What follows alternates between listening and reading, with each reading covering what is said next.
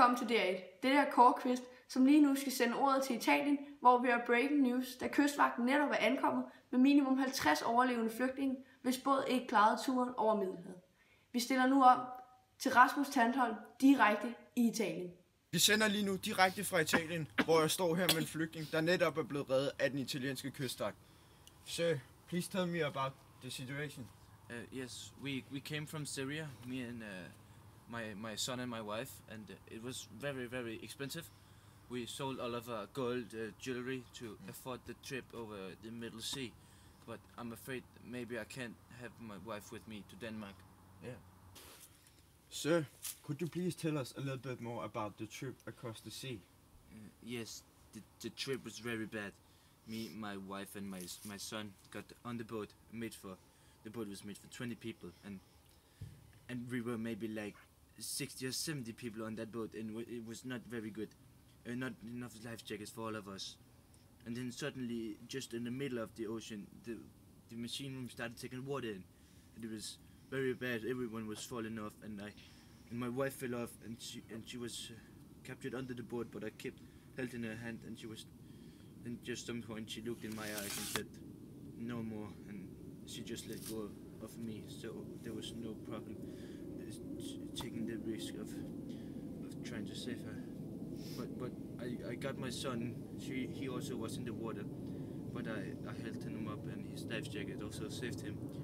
And then after maybe like 20 minutes of being in the ocean just alone, floating around, and also a lot of dead people were just floating around, then the Italian Coast Guard came and picked us up, all of us from the water, and it was very terrible for many of us.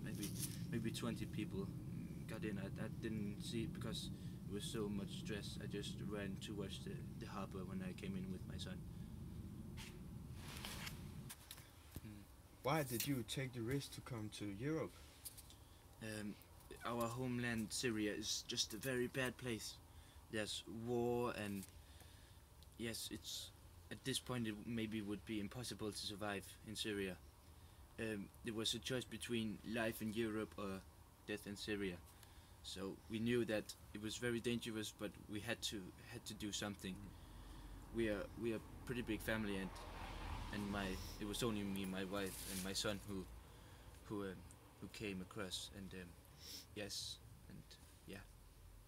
So we knew that we had to go there to start a new life. We couldn't stay in Syria anymore. Where do you want to go?